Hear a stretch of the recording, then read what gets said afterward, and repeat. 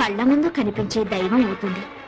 లేదనుకునే అల్పులకి ఆమె కళ్ళు తెరిపిస్తుంది.